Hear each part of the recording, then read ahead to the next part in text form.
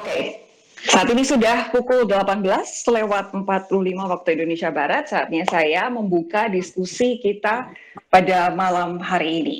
Baik, welcome to Public Discussion, 1 year of the Russian invasion of Ukraine. Today's discussion is held by European Union Policy and Outreach Program Indonesia in collaboration with the Conversation Indonesia. Already here with us are Your Excellency, EU Ambassador to Indonesia, Mr. Vincent Pickett, and lecturer in Russian and Eastern European Studies, Department of International Relations, Universitas Airlangga, Radityo Dharma Putra, as well as political content creator and key opinion leader, Kania Cita. Welcome, Pak Pickett, welcome, Mas Radityo, and welcome, Mbak Kania. So our discussion today will be held in two languages, which is Indonesia, Bahasa Indonesia, and in English.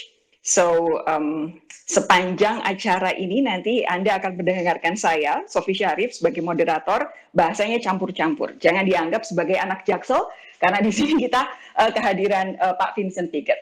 Baik, sebelum kita mulai diskusinya, saya ingin mengajak teman-teman audiens di sini untuk menuliskan tanggapan, atau kalau ada pertanyaan, silakan diajukan di kolom komentar, atau teman-teman bisa raise hand untuk bertanya secara langsung saat sesi Q&A dibuka. Tapi yang kami utamakan adalah pertanyaan melalui direct message di akun Twitter Conversation IDN, dan disitulah nanti teman-teman dari The Conversation akan mengkurasi pertanyaan untuk kemudian disampaikan kepada para pembicara.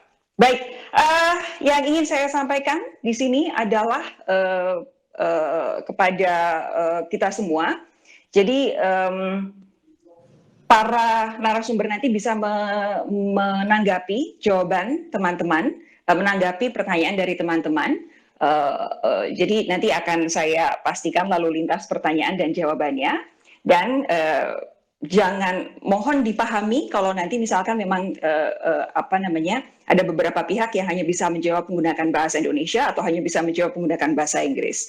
Tapi saya akan hadir di sini untuk mencoba menjadi interpreter dadakan. Baik, saya ingin mengucapkan selamat malam terlebih dahulu. Pak Vincent Pickett, how are you, Pak? Selamat malam. I'm very well, thank you. How are you? I'm very good. Are you in Jakarta, Pak? Yes, I am. Yes, oke. Mas Radityo, halo, selamat malam. Selamat malam, Mbak Sofi. Oke, ini udah siap mendengarkan nih kuliah beberapa SKS dari Mas Radityo. Lalu Mbak Kania, halo Mbak Kania. Halo Mbak Sofi. Oke, saya cuma mau konfirmasi Mbak Kania hanya bisa sampai jam 19.30 ya? Betul. Oke, that's alright. Ya. Nanti kita bagi-bagi pertanyaannya. Baik, Iya. Without further ado, let's just start our discussion. And our discussion for today, of course, we will talk about the 1 year of the Russian invasion to Ukraine. So we understood that within a few days, February 24th, the Russian invasion will be 1 year already. So, Pak Vincent? Yes. May I just ask you our first question of the day? So it's almost 1 year now. It's actually 1 year in 3 days' time. Regarding the Russian invasion towards Ukraine, what kinds of global implications that actually occur that we all need to anticipate, Pak?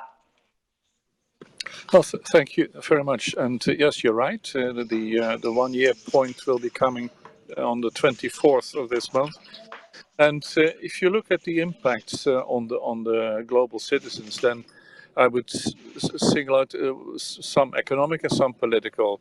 On the economic side, we were in a process of recovery after COVID when the invasion happened.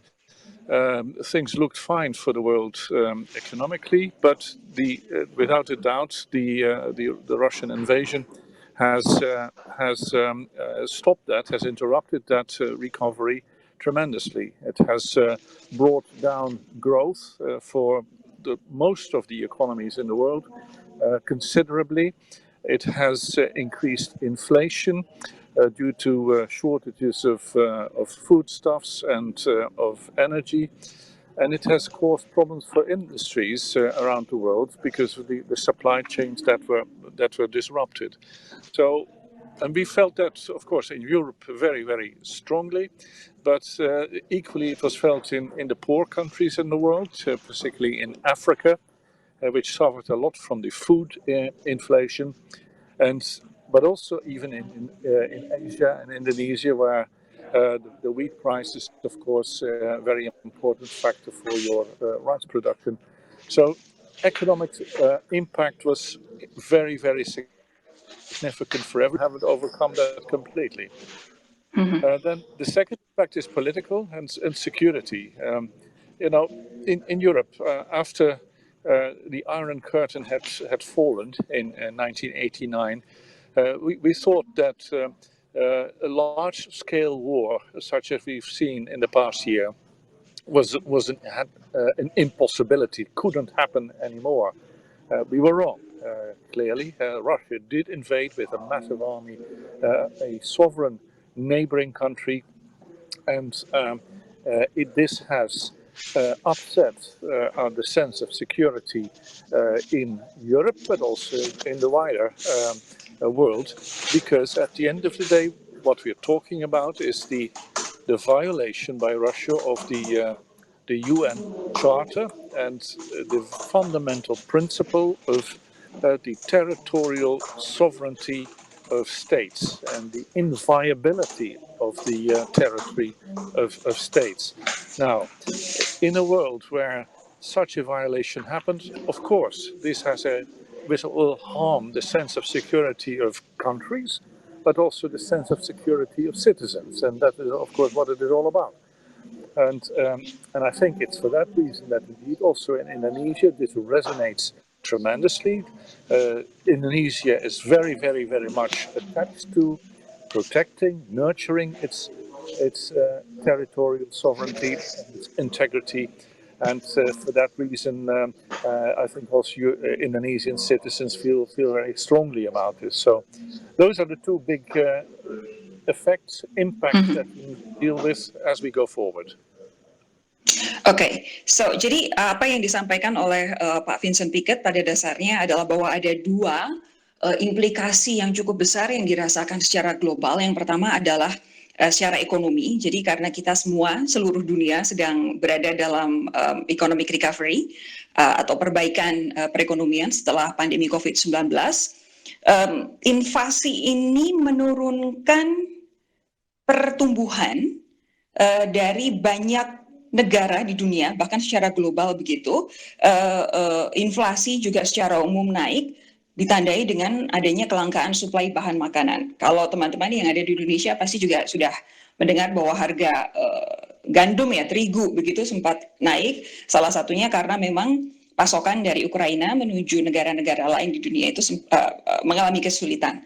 Lalu di area yang kedua, implikasinya adalah politik dan keamanan. Ini tentu jadi sebuah kekagetan tersendiri untuk Uni Eropa karena menganggap bahwa selama ini perang dengan skala yang besar itu sebagai sebuah impossibility, sudah nggak kepikiran akan terjadi lagi setelah Iron Curtain itu atau tirai besi collapse begitu.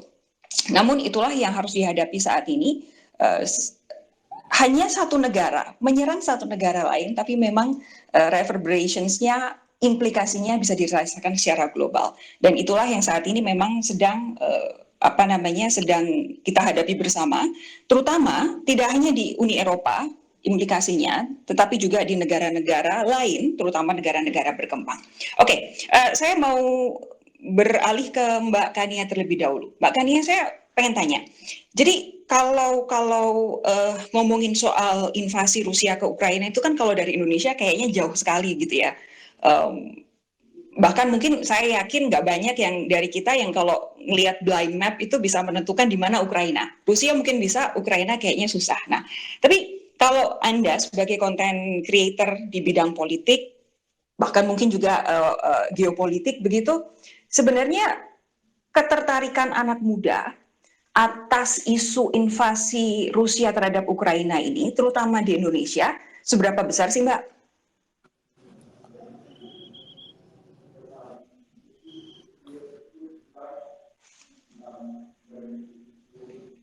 Oke, ini kami belum bisa dengar suaranya Mbak Kania ya.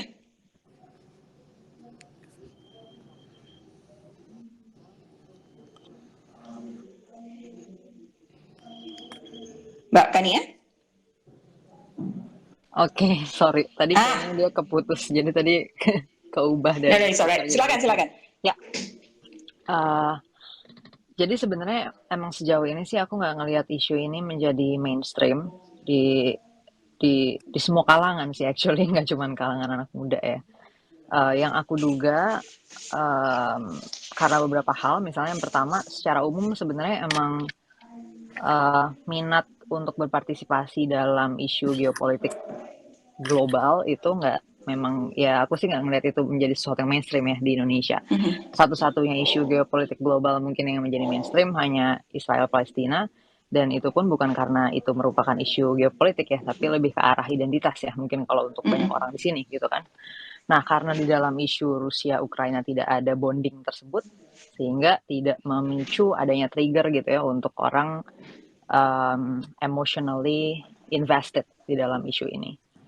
Itu yang pertama. Dan yang kedua adalah mungkin karena secara negara sendiri, baik Rusia maupun Ukraina bukan negara yang mungkin sudah cukup populer ya di Indonesia.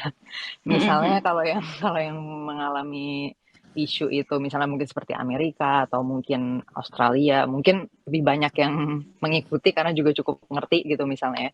Nah, karena ini juga bukan suatu negara maupun budaya yang cukup umum dikenal orang, jadi dari situnya juga mungkin tidak men-trigger untuk orang invested. Dan faktor yang terakhir adalah aku sempat menduga mungkin kalau misalnya isu ini memberikan dampak ekonomi secara langsung, orang akan lebih invested gitu ya. Orang akan bisa melirik lah seenggaknya gitu. Nah, tapi somehow ternyata kita bisa more or less contain ya dampak ekonomi yang ada, sehingga nggak terlalu kerasa juga gitu pada akhirnya di Indonesia gitu ya. Walaupun waktu itu aku udah suspek kayaknya akan gimana-gimana, tapi ternyata enggak ya.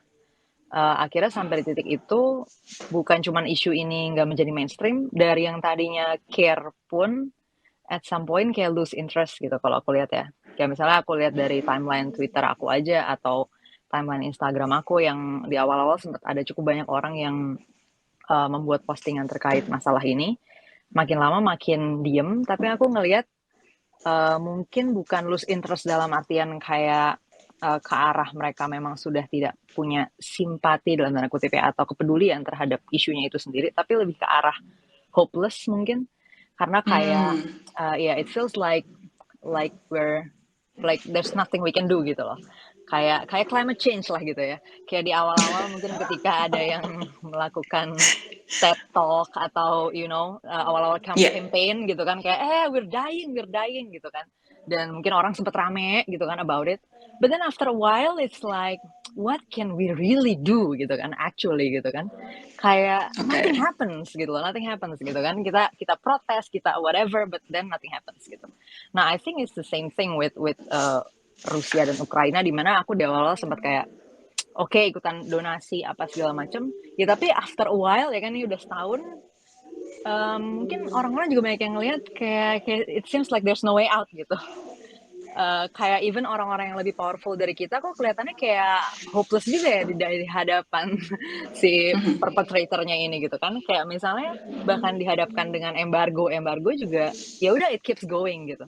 So it seems like for citizens in general mungkin it's just that kita nggak tahu aja bisa gimana, bisa ngelakuin apa gitu dalam isu ini. Jadi I think that's how it looks ya dari yang aku amatin gitu.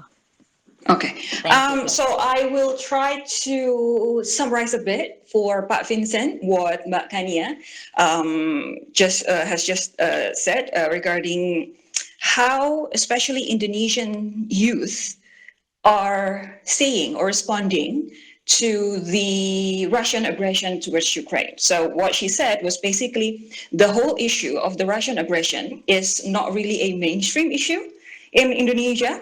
The participation is quite low, not necessarily because it is the invasion of Russia towards Ukraine, but more that the whole participation of Indonesian youths towards geopolitical issue is somewhat a bit low.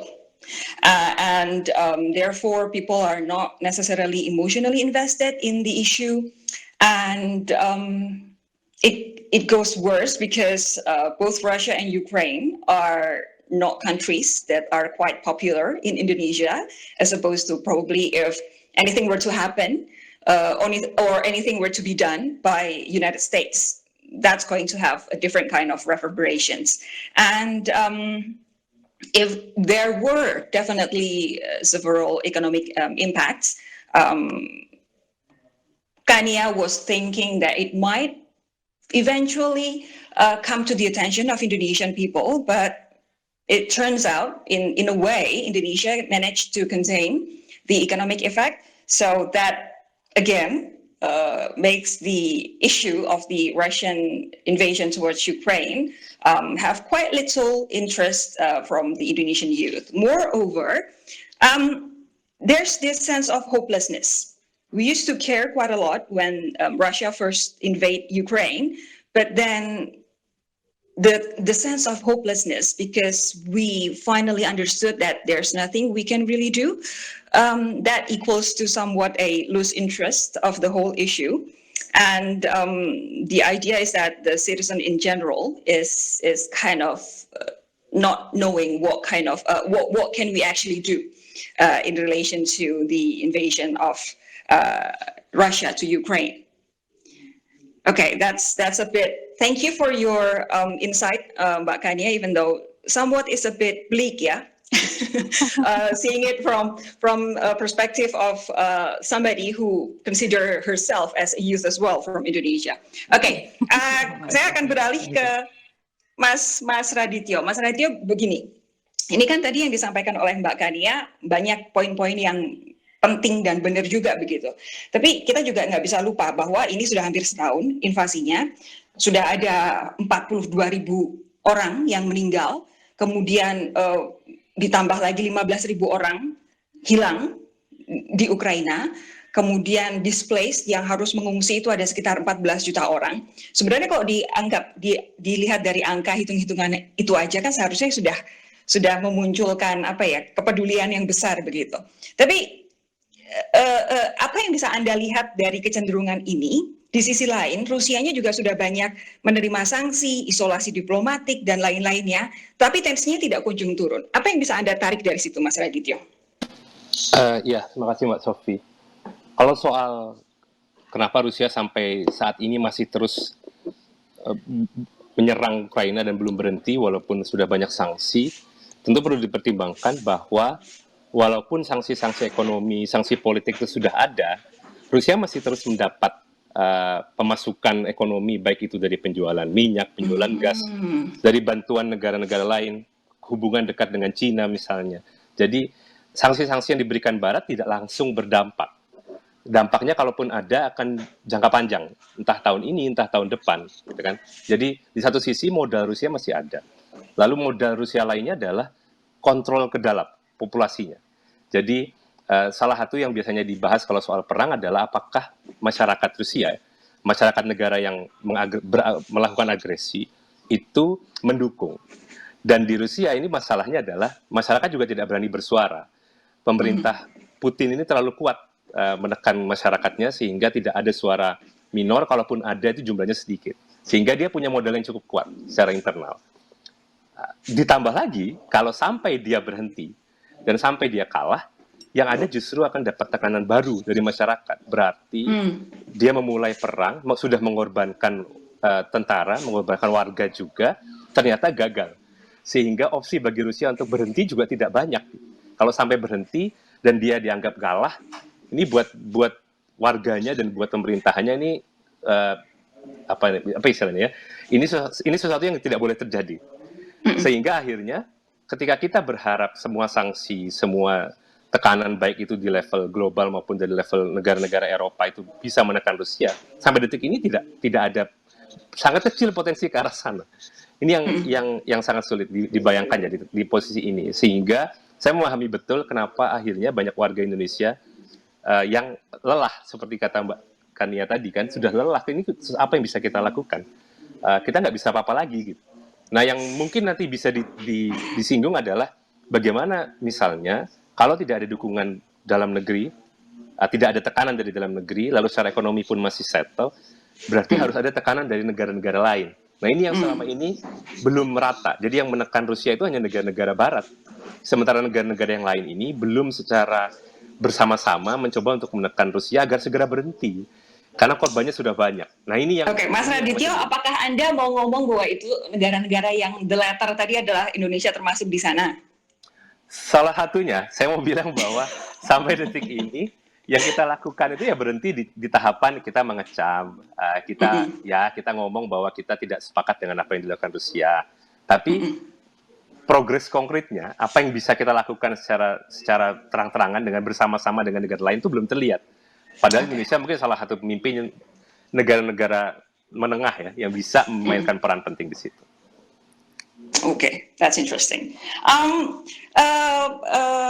Let me just summarize that a bit for Pak Vincent. So what Mas Radityo was saying is that why until now Russia still has the ability, if I can say that, to prolong their invasion towards Ukraine is basically they have two important capitals. The first one, they're sanctioned, yes, but Russia they are still able to keep making money from selling their gas, and in a way that funds their war, and they can still do that so long as there are countries that are still buying Russian gas. And then the second capital is that they have a very tight control towards their own public. So the oppositional voice is considered very minority, and there's this idea that the Russian government, they have the idea that they cannot lose, otherwise they will lose the support of their people, even though the support is actually a bit engineered. And of course, there are pressures from a lot of countries, mostly EU countries, but not necessarily other countries. Probably Indonesia is one of them, which in this case, Mas Radityo was, I think, if I can just interpret what he was saying, is that maybe Indonesia can do a lot more rather than just, diplomatically saying stuff, but not necessarily doing anything. And that would be a very interesting thing that I would right now want Pak Vincent to actually respond to that. What do you think, Pak? Thank you. Thank you for the interesting points made. Of course, countries respond to critical problems, to crises and emergencies of a security sort in different ways, and that's because of the proximity or not to a conflict. That's because of the overall, ideology with which the country approaches foreign policy, with the size of the country, the influence it has in the world, etc. So, one has to respect these choices, and so what we do think is that.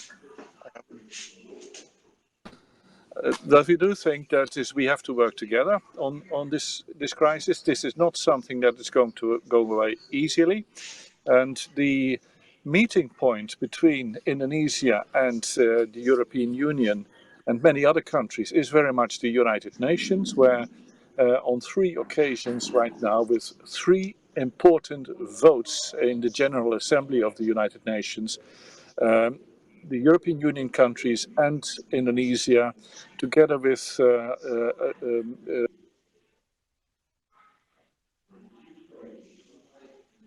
Pak Vincent?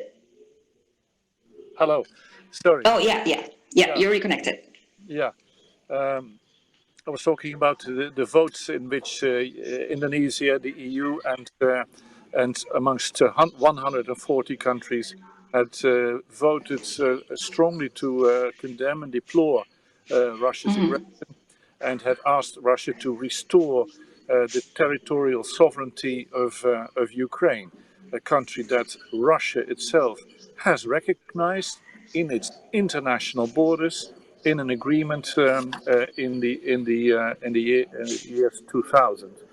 So that is what we're after, and we're dialoguing a lot about that with Indonesia. Just today there was a delegation from the European Parliament visiting the Indonesian Parliament, visiting Foreign Minister Ibu Retno Marsudi, talking about that. And so I think we can continue to work on that fundamental goal. The other, sorry, carry on. Oh, no, carry on, Pak. No, the other is work we do is building the global coalition also in economic terms. We have done a lot, and successfully so, on restoring the trade in wheat and fertilizers from Ukraine to the world markets. Russia had blocked that trade, and but with the support of the UN. We have opened up again the trade through the Black Sea. On its side, the European Union has opened so-called solidarity lanes of transport for wheat and other agricultural products. So we have taken away some of the agri-food crisis, the edges of that crisis in all countries, but especially in the developing world and in Asia. So that is something we will continue to do.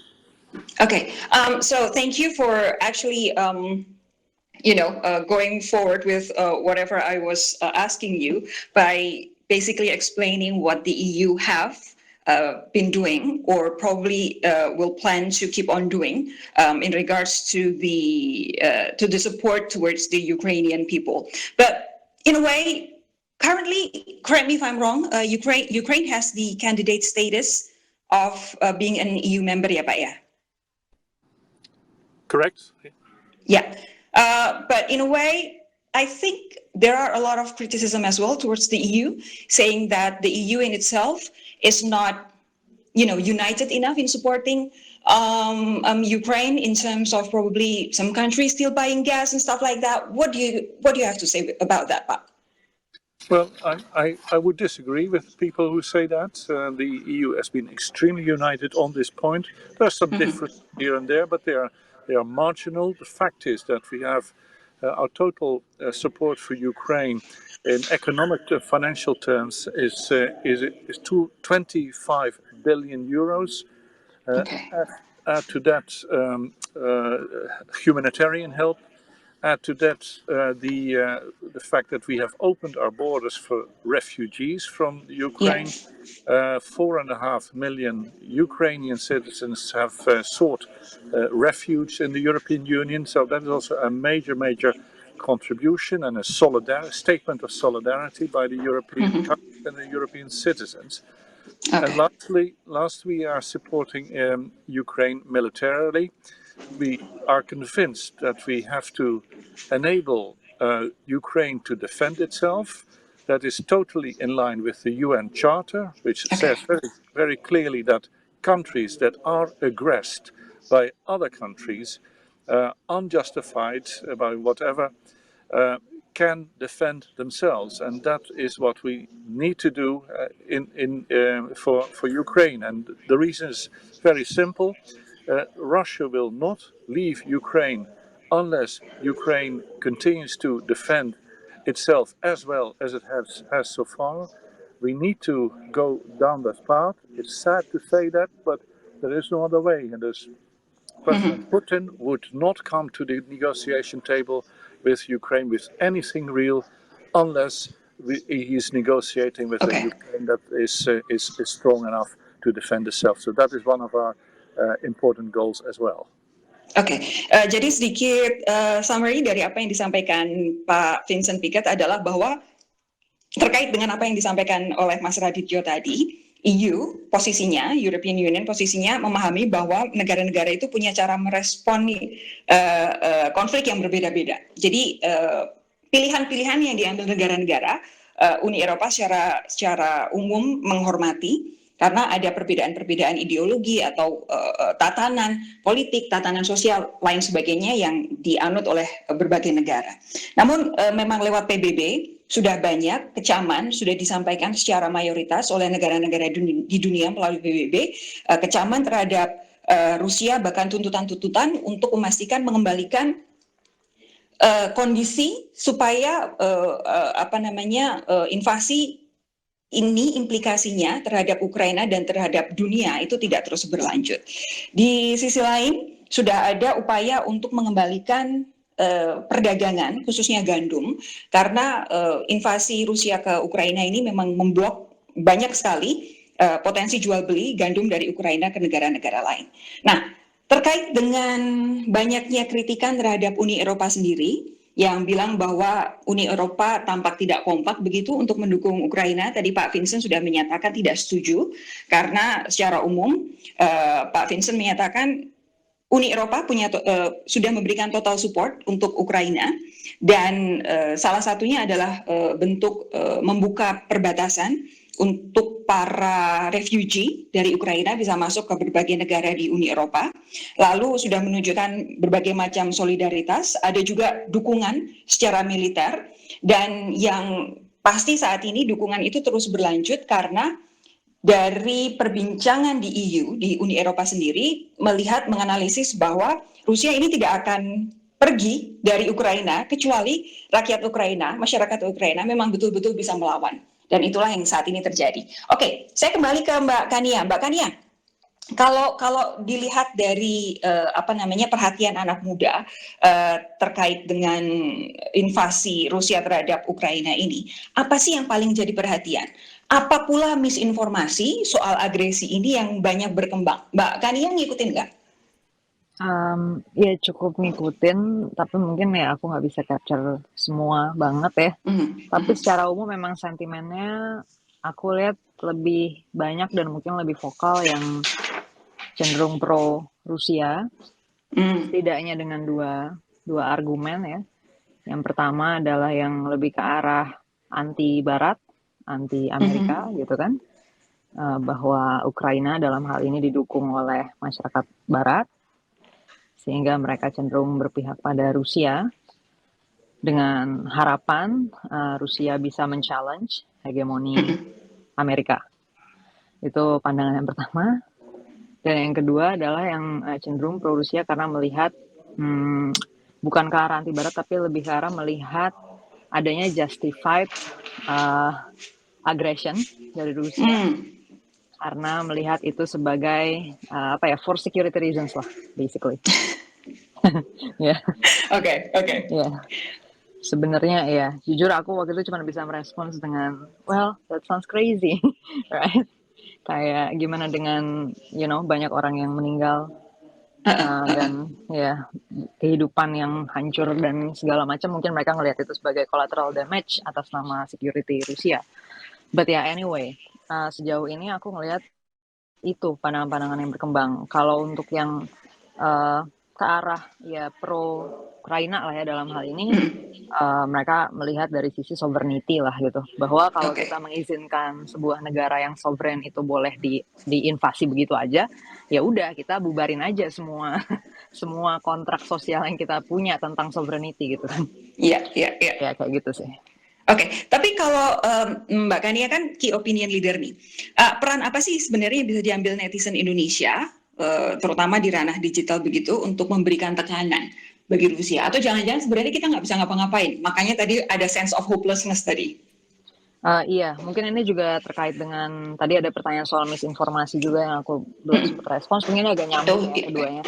Iya, jadi dari sisi social media efforts, waktu itu sempat ada yang beredar juga informasi bahwa dari pihak Rusianya banyak ada penutupan kanal komunikasi lah ya basically. Jadi maksudnya nggak semua informasi dari internet atau dari media sosial itu bisa berkembang dengan bebas gitu. Jadi dari situnya mungkin juga jadi banyak yang melihat bahwa balik lagi rada percuma juga gitu kalau misalnya kita mau memberikan tekanan ke pihak yang bisa menutup corong komunikasi anyway gitu kan. Jadi kayak kita mau ngomong di media sosial, terus kalau misalnya dia blok informasinya juga, terus siapa yang akan mendengarkan informasi ini gitu kan. Kayak gitu sih, pada ujungnya akan balik lagi ke chamber yang udah kontra dengan Rusia anyway, kayak gitu loh. Jadi ya kayak gitu sih yang terjadi ya selama setahun belakangan ini. Oke, inilah pentingnya buat mengonsumsi informasi nggak dari satu platform saja dan nggak dari satu sumber saja, supaya kita bisa membandingkan sebenarnya supaya punya gambaran yang lebih objektif gitu ya Mbak Kania ya. Ya. Oke, ini aku mau minta a bit summary for Pak Vincent. So Pak Vincent, I was asking Mbak Kania what kind of specific issue that Indonesian youth, especially on the internet, is actually taking.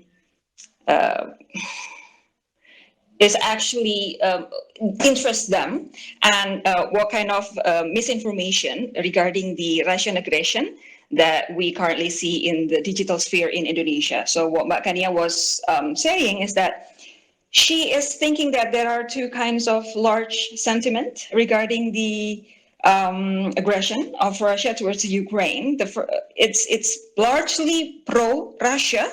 The first one is because there's a sense of not necessarily pro-Russia, but it's more about anti-US and anti-Western countries. So here, Russia is being perceived as the antithesis of United States and Western countries, and therefore there are a growing sentiment of pro-Russia, as opposed to because they are the antithesis of US and other Western countries. And the second one is a lot of people in Indonesian digital sphere find the aggression justified, because for many different reasons, and even though there are a lot of people who have been victimized by the aggression, a lot of people would see that as merely collateral damage. However, there are some other parts that of the digital sphere in Indonesia that are pro-Ukraine, mainly because in regards to sovereignty of countries, that Russia has no rights whatsoever to invade Ukraine. And regarding the misinformation, the censorship and then the kind of gaming of the platform that has been done by several actors is actually, putting a lot of people in their echo chamber, and it's a bit hard to actually break away from that. So in this regard, I would like to ask Mas Radityo's response. Begini, Mas Radityo, ini kan kalau di Indonesia itu Mbak Kania tadi bilang banyak sekali sentimen pro-Rusia. Tapi di sisi lain, ini kita juga ngobrol ini, apa yang bisa dilakukan oleh Indonesia. Nah, saya mau tanya dulu respons Anda soal banyaknya growing sentiment, karena ini juga disampaikan oleh banyak orang-orang penting kan di Indonesia begitu. Banyak pengamat-pengamat penting di Indonesia kecenderungan untuk pro-Rusia. Di sisi lain, sebenarnya Indonesia itu, kalau kita ngomongin apa peran Indonesia, pertanyaan mendasarnya justru sebenarnya, apakah Indonesia punya clout untuk berperan? Silakan Mas Radityo. Baik, terima kasih Mbak Sofi. Kalau soal apakah Indonesia punya potensi atau punya kemampuan untuk berperan, tentu punya. Terutama ketika kita sendiri sebagai bangsa dan sebagai negara itu yakin bahwa kita itu negara yang lumayan kuat, bagian dari G20, dipromosikan besar-besaran tahun kemarin. Kita menjadi salah satu pemimpin G20, terutama dari negara-negara yang sedang berkembang, sehingga posisi itu sebenarnya memberikan kesempatan bagi Indonesia memainkan peran penting. Apakah posisinya lantas perannya itu bisa sebesar negara-negara yang sudah ada di kawasan seperti Turki, seperti Israel yang sempat mencoba juga bernegosiasi dengan dua belah pihak, itu tentu berbeda. Tapi Indonesia justru menurut saya punya potensi untuk menyatukan yang di luar itu. Tadi Pak Vincent menyebut soal United Nations, soal PBB. Bagaimana di PBB negara-negara itu bersama-sama, 140 lebih negara, mengutuk serangan Rusia. Nah, Indonesia seharusnya perannya menurut saya, dia punya potensi memainkan peran dia sebagai pemimpin G20 kemarin, untuk menyatukan negara-negara yang lebih punya suara. Misalnya di sana ada Brazil, ada Meksiko, ada negara-negara seperti Argentina, negara-negara seperti Afrika Selatan yang selama ini suaranya juga nggak terlalu didengar. Oke. Nah, mengumpulkan suara-suara ini seharusnya yang bisa jadi modal penting Indonesia. Persoalannya, seperti yang barusan ditanyakan Mbak Sofi, apakah itu dianggap sebagai hal yang penting bagi mengambil kebijakan kita? Banyak opinion leaders, terutama dari orang-orang yang tadi disebut ya, orang-orang penting, tokoh-tokoh yang punya pengaruh gitu, mengatakan bahwa Indonesia mungkin kepentingannya hanya sebatas gandum, sebatas bisa mengamankan gandum saja, sebatas yang penting tidak mengacaukan acara G20 kita. Nah, ini yang jadi masalah. Karena pemikirannya menjadi jangka pendek, padahal jangka panjangnya perang ini tidak hanya soal itu. Perang ini ini juga soal kedaulatan, tadi sempat disebut ya. Ini soal kedaulatan, ini soal bahwa Indonesia sendiri, kalau mau memikirkan diri sendiri ya, Indonesia punya banyak problem dengan perbatasan. Kita juga punya persoalan-persoalan kedaulatan di beberapa tempat yang nggak perlu saya sebutkan secara detail. Kita punya banyak problem. Kita punya negara-negara yang punya problem dengan Indonesia. Nah, kalau ternyata kita sendiri tidak mampu, tidak bisa berperan penting di sini, tidak punya posisi yang tegas, dan tidak bisa menyuarakan posisi itu secara konsisten dan tegas di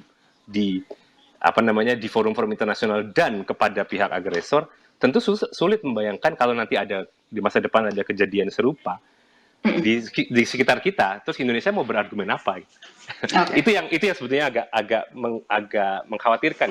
Kalau soal posisi-posisi yang pro Rusia itu saya malah sudah hopeless dari agak lama gitu, karena Mbak Kania tadi mengatakan hopeless, saya juga udah hopeless karena kayaknya nggak ada gunanya gitu. Diberi pemahaman pun tanpa misinformasi pun nggak ada gunanya, karena sudah stick, sudah kekeh itu apa bahasa Indonesia, sudah cukup punya posisi dan tidak mau mengubah posisinya lagi apapun informasi dan fakta yang datang. Jadi agak sulit memang. Tapi yang posisi Indonesia kayak gitu posisi saya. Okay, so a bit interpreting for Pak Vincent, what Mas Radityo was saying is that actually Indonesia, I was asking whether or not Indonesia, we're talking about how Indonesia can play a role, but actually the first question, the fundamental question is that does Indonesia has the clout to actually play a role? And what Mas Radityo was saying is that yes, Indonesia has the potential to play a role, especially in its strategic status, regarding G20. This is for me, I would also add probably ASEAN as well, in uniting the voices of countries that are not actually internationally heard. So other large countries which doesn't really have the veto power in the UN, but actually if we unite together, probably we can make a difference. Probably, for example, Brazil, Mexico, and other countries which are quite large, but not necessarily heard by the international world. And but the actual question is the support towards Ukraine is being regarded important by Indonesian government or not? The criticism that is coming is that Indonesia is probably merely thinking about their short-term gain in terms of maybe the wheat trade only, just because it has direct impact with Indonesia, not necessarily the long-term perception of it, not the long-term effect of the war. But with this kind of thinking, if this is the kind of thinking that the Indonesian government is having, we also need to talk about our own sovereignty. If a large country such as Russia can just invade countries such as Ukraine, what does that say towards Indonesia, who has its own problems with other countries as well in regards to its border and its sovereignty? So Indonesia really has to think hard and long and strategic regarding this, because once we let one country invade other countries and we justify that with any kinds of reason, someday we might also have to justify other countries taking Indonesia's sovereignty as something that is not important. So that's what I take from whatever Mas Radityo was saying. But I know that saya tahu bahwa Mbak Kania harus segera beranjak, makanya saya mau ngasih 1 menit buat Mbak Kania buat kasih closing statement ini sebelum kita harus say goodbye sama Mbak Kania. Silakan. Iya, bener kata Mas Radit tadi sih, aku ngelihat walaupun, aku termasuk di kelompok yang, berharap our government bisa lebih bold dalam isu ini untuk, menghentikan invasi Rusia, tapi aku bisa ngerti atau ya I don't condone, but I think I would understand kalau misalnya, they would do nothing about it because, financially speaking mungkin kita nggak terlalu terdampak dan, secara elektabilitas mungkin they won't lose any by not doing anything about it gitu. So I'm still hoping that they would do something about it, but if they don't, I understand, though I don't condone. I think that would be my closing. That's it. Oke. Yeah, thank you Mbak Sophie. Thank you, Oke, thank Mas you. Radit. Thank you Talking Mbak to me Kania. Terima and kasih sudah hadir Mbak Kania. everyone. Senang ngobrol dengan Mbak Kania. Kita ketemu lagi lain waktu. Monggo kalau harus beranjak. Ya, thank you semua teman-teman. Terima kasih. Okay, so a bit recap for Pak Vincent was basically Mbak Kania was agreeing to what Mas Raditya was saying, that she hopes that the Indonesian government can be bold in regards to its support towards the Ukraine, but I wouldn't use the word understand, is that maybe she can see the reasons if Indonesia doesn't really want to do anything. Because in a way, without doing anything, the Indonesian government doesn't really lose the public opinion anyway. Because first and foremost, what she said earlier is that the Indonesian public's attention towards the Russian invasion towards Ukraine is low in the first place. So with that conclusion from Mbak Kania, I would like to ask Pak Vincent. Pak Vincent, how do you respond to this? Well, I understand completely that countries that, like Indonesia, that are 10,000 kilometers away from where the war is taking place, Ukraine, have a different approach and have a different sense of urgency and in how they feel about it.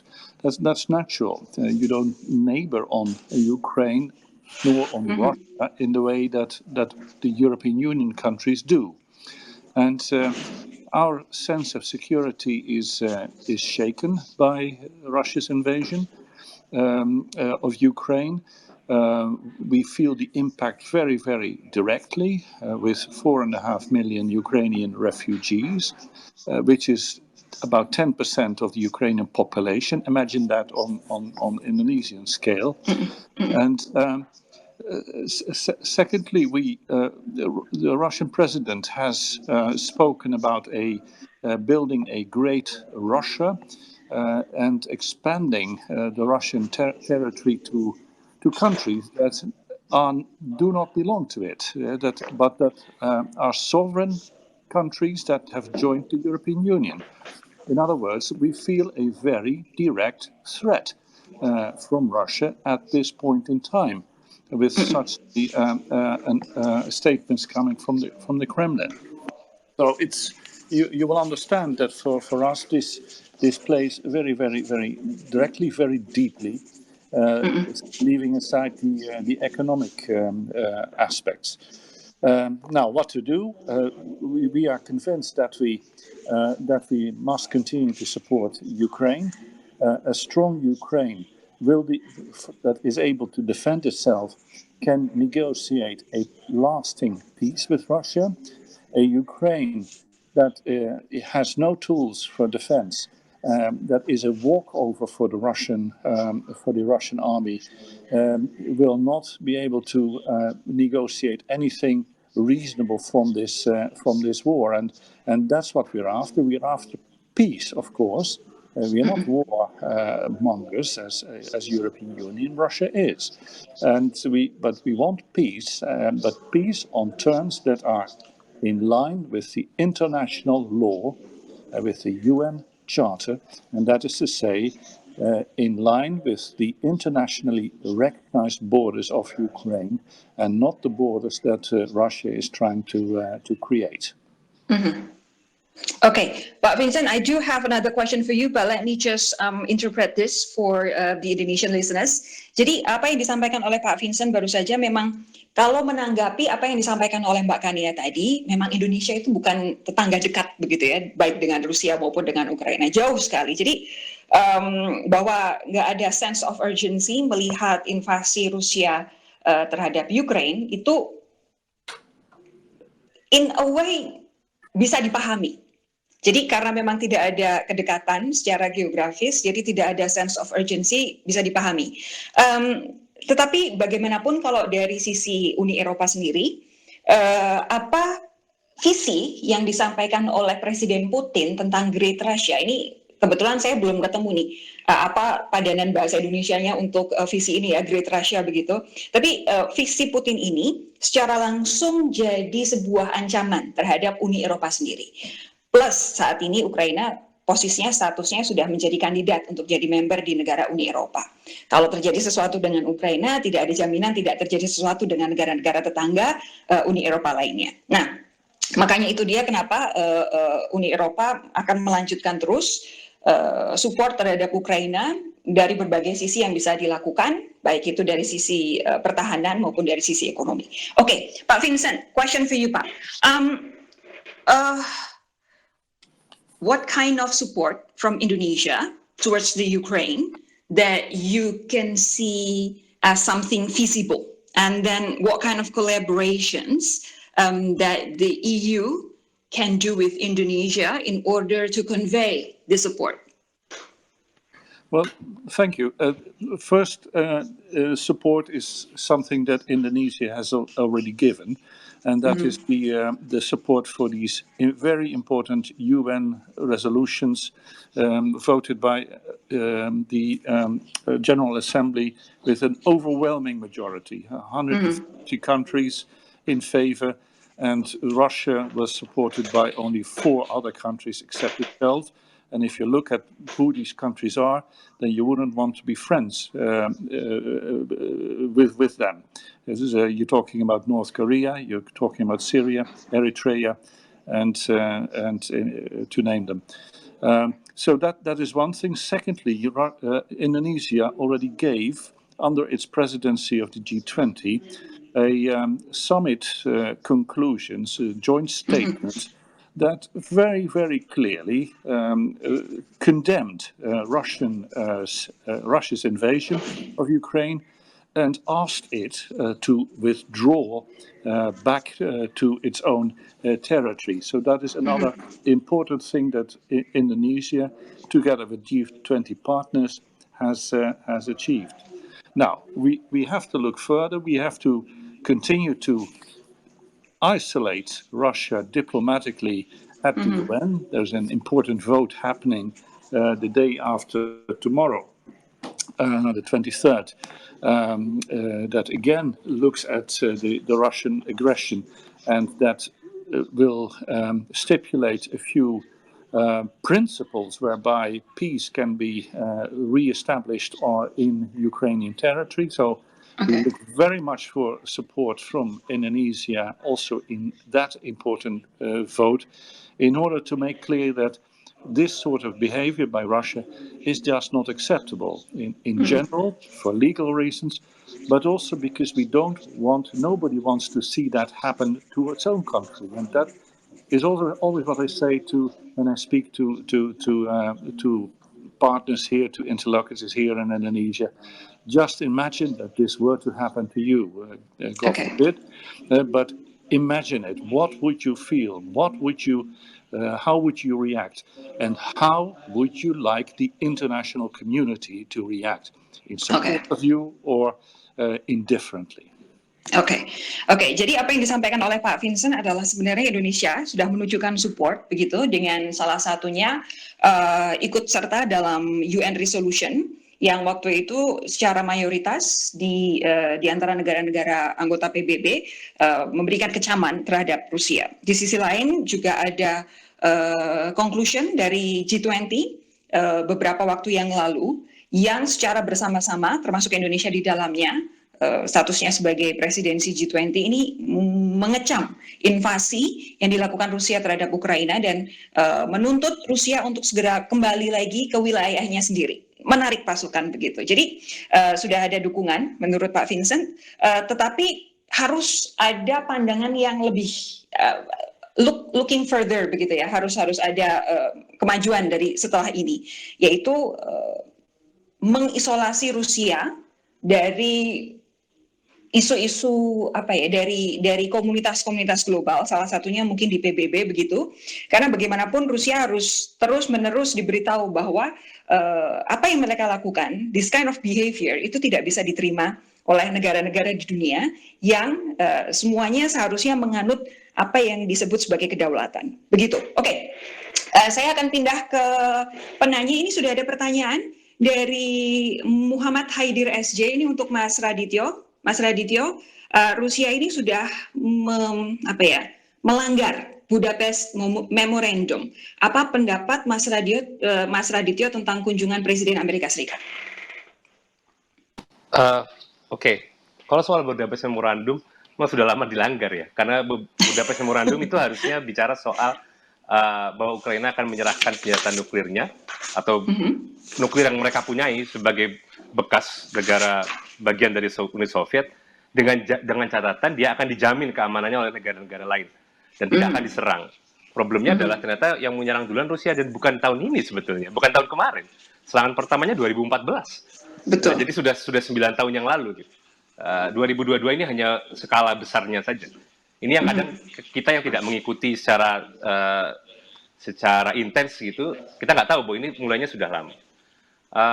Lalu kalau terkait dengan kunjungan Presiden Biden, ini menarik ya, karena di saat yang sama kunjungan mendadak Presiden Biden ini bersamaan dengan kunjungan Menteri Luar Negeri Cina ke Moskow. Jadi di saat yang sama ini ada kontestasi ya, Cina datang ke Moskow, sementara Biden datang ke Kiev. Dan ini menurut saya menunjukkan bahwa Amerika sebenarnya sudah cukup Amerika dan negara-negara Eropa itu sangat serius gitu ya, memandang bahwa ini tidak boleh sampai Rusia misalnya bisa terus masuk ke wilayah Ukraina karena dampaknya nanti akan kemana-mana. Itu sih mungkin.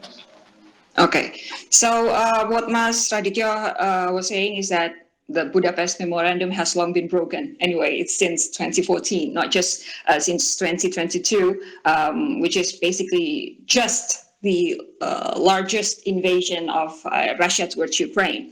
And regarding the visit of President Biden towards Kiev yesterday, or 2 days ago, was it? Okay, so it's interesting that at the similar time, the government of China is actually visiting Moscow, and President Biden is currently in Kiev, and that may show some kind of geopolitical force within these two alliances that is currently having a large impact in the geopolitical realm in our world. Okay, so Pak Vincent, we have a second question coming from Iqbal, but Iqbal will ask that directly to you, Pak Vincent. Is that okay? All right. Okay, Mas Iqbal, silakan. Okay, thank you, Sophie. So thank you for the opportunity. My name is Iqbal. And I would like to ask this question specifically to Ambassador Pickett. So, Your Excellency, I'm actually wondering about what lies ahead after all of this has ended. So, how will the European Union rethink their relations with Russia after the war has concluded? And I was also wondering, under what conditions will the European Union reestablish relations with Russia? Is there such a possibility? And if there is one, how will the EU see a prospect to reestablish relations with Russia? Will there be any conditions that Russia will have to fulfill, such as maybe regime changes or anything like that? Thank you very much. Okay.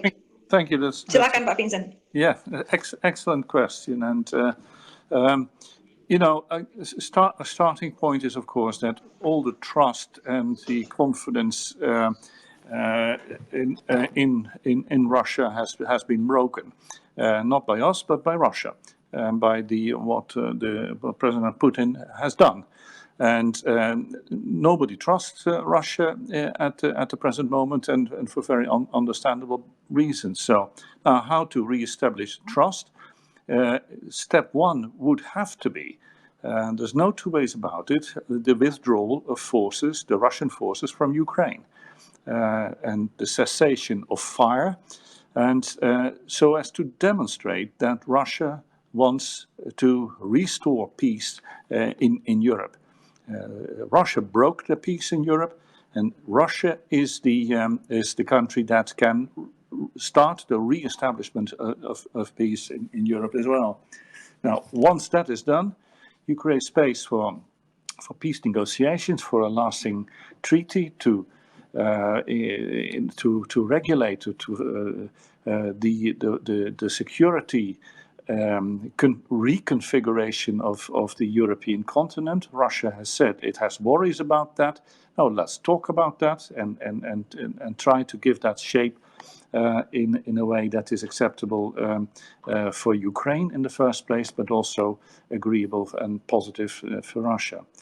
Now the second point is the bilateral relations between the European Union and Russia. First of all, energy trade, forget about it for as far as we can look into the future. We have made a strategic choice that we will not buy Russian oil or Russian gas any longer. We did it for a long time. It's a very loyal customer. Russia increasingly used it as a tool for blackmailing us, for pressurizing us, using gas as a weapon. We don't want that to happen anymore, so we will buy our energy elsewhere, and fossil energy, and we have accelerated the rollout of renewable energy so that we don't need Russian gas any longer, or Russian oil. So that is a lasting change that I see happen. Where will we again be able to cooperate with Russia? Is of course trade in general. We wish to re-establish that. Why wouldn't we? We used to have an important relation with Russia in the trade area for foodstuffs and raw materials, but also for other things. And lastly, I would say, it is so unnatural for us to live once again in a Europe where the Iron Curtain 30 years ago, it disappeared, and now we have a new curtain, a weaponized curtain, having been drawn by Russia across our continent. That is unnatural for us. So we've had so many links with Russia at a personal level all along. I myself, I lived and I worked in Russia for 4 years, and I know what a wonderful country, wonderful culture, wonderful history, and wonderful nature it has for everybody to be enjoyed. And now that all is now closed for the time being, for as long as Russia continues to be demonstrating its aggressive intentions. It is unnatural for us, and I think almost everybody else in Europe will wish to restore a situation where we can again have the curtain open in our contacts with Russia in all spheres. Okay, but we ran out of time actually, but that you can still give us a bit of a closing statement, Pak Vincent? The closing statement would be, we will have to pursue this from the side of the European. We are determined to continue to help Ukraine, and we are very much hopeful that Indonesia will continue to join us on on recalling the principle of sovereignty and territorial integrity, that principle is very strong here and also in Europe, and that is a principle that will guide us through this horrible phase into hopefully a lasting peace accord for Ukraine. Oke, thank you Pak. Saatnya closing statement juga ini dari Mas Radityo. Ini spesifik, ini kita juga pengen dengar dari Mas Radityo, karena kalau menurut saya pribadi itu orang Indonesia itu kan senang berada dan merasa menemukan virtue ketika berada di tengah-tengah. Tapi kan kadang-kadang di tengah-tengah ini suka jadi bikin bingung ya, sebenarnya sikap kita tuh apa, atau kadang-kadang jadi nanya kita tuh punya sikap atau enggak begitu. Relevansinya dengan strategi politik bebas aktif juga yang selama ini selalu gembar-geborkan oleh Indonesia. Silakan closing statement Anda, Mas Radityo. Thank you, Mbak. Kalau soal bebas aktif tidak pernah dimaknai sebagai posisi yang netral. Ini yang kadang kita lupa gitu. Bebas aktif itu punya prinsip. Dan prinsipnya seperti yang termaktub di pembukaan undang-undang kita itu harusnya anti penjajahan, anti kolonial, salah satunya. Jadi dalam kondisi seperti ini, pilihannya itu sebenarnya cuma satu. Bebas aktifnya itu adalah berusaha untuk mencegah dan menghentikan serangan-serangan dari negara-negara, siapapun negaranya. Kita sudah konsisten menerapkan itu di sebelum-sebelumnya. Kita konsisten ketika Amerika Serikat menyerang Irak dan Afghanistan, kita konsisten ketika bicara soal Israel dan Palestina, tapi kita tidak konsisten di sini. Gitu. Itu yang kadang agak unik. Dan yang menurut saya, poin terakhir saya adalah, untuk sampai ke titik bahwa kita bisa punya posisi yang tegas soal agresi Rusia ke Ukraina ini, kita harus dengar dari orang Ukraina. Kita bisa lihat di obrolan-obrolan sehari-hari, ini seakan-akan ini cuma soal Uni Eropa dan soal NATO dan Amerika, lalu soal Rusia. Ukrainanya itu hilang, kita seakan-akan tidak pernah berusaha untuk mendengar mereka, orang-orang asli Ukraina yang bicara. Dan ini menurut saya peluang bagi Uni Eropa dan Indonesia bersama-sama untuk memberikan ruang bagi orang-orang yang sudah mengalami sendiri bagaimana mereka diserang. Itu yang mungkin bisa ke depan diupayakan baik oleh delegasi Uni Eropa maupun oleh pemerintah Indonesia, mendatangkan orang-orang ini, memberi mereka suara. Itu yang menurut saya penting. Okay, Pak Vincent has to hear what Mas Radityo has to say. So, in regards to his closing statement, especially towards the Indonesian foreign policy that we call free and active, Mas Radityo was basically reminding us that free and active in terms of our foreign policy does not mean neutral. Free and active has to be meant as there's a very important part of free and active is that we have to condemn, we have to show support in regards to other countries that are being invaded. We have shown that to several other countries that are being invaded by other countries, but currently it is absent in the issue of Ukraine. So what we actually can do, both the Indonesian and probably the EU, what needs to be done right now is actually to listen to what the Ukrainians have to say, what these people who have been dealing with war, who themselves are the victim of war, who has been in a desperate situation throughout this year, starting last year when Russia first invaded the large war in which Russia actually invaded Ukraine. We need to give them voice.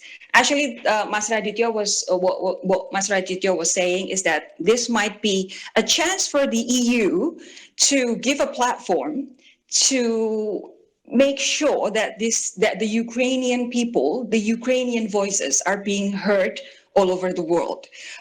Probably, especially in Indonesia, in which the issue has not taken the attention of the people that it in the level that it should have been.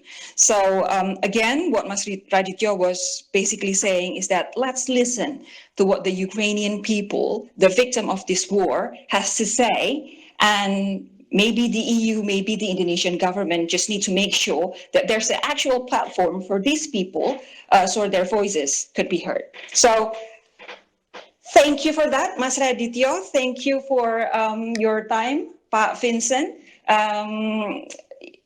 it has been a very fruitful discussion, even though there are still some things that we as Indonesians need to do to show our support towards the Ukrainian people. So, saya mengucapkan terima kasih sekali lagi buat teman-teman yang sudah bergabung di Twitter Space ini. Sudah sejak 1 jam lebih, begitu ya, sudah sejak 1 jam lebih yang lalu. Saya juga mengucapkan terima kasih kepada His Excellency EU Ambassador to Indonesia, Bapak Vincent Piket. Terima kasih juga kepada Mas Radityo Dharma Putra, Lecturer in Russian and Eastern European Studies di Department of International Relations, Universitas Airlangga, dan tadi bergabung bersama kita, Political Content Creator dan Key Opinion Leader Kania Cita. Saya ingin mengucapkan terima kasih juga buat teman-teman yang tadi sudah menyampaikan pertanyaan. Mohon maaf kalau tidak semua pertanyaan bisa dijawab. Semoga apa yang kita bicarakan malam hari ini bisa betul-betul bermanfaat, membuat kita sekali lagi berkontemplasi begitu.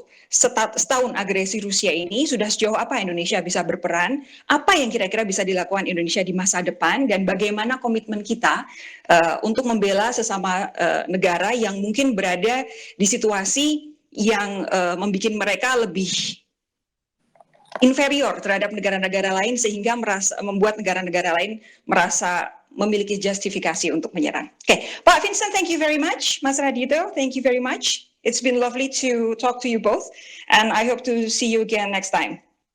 Thank you very much. Thank you, Mas Sofi. Thank you, Pak Vincent. Everybody, all the listeners. Oke, thank you. Terima kasih teman-teman. Mewakili Conversation Indonesia, saya moderator Sofi Syarif mengucapkan terima kasih. Kita jumpa lagi lain waktu.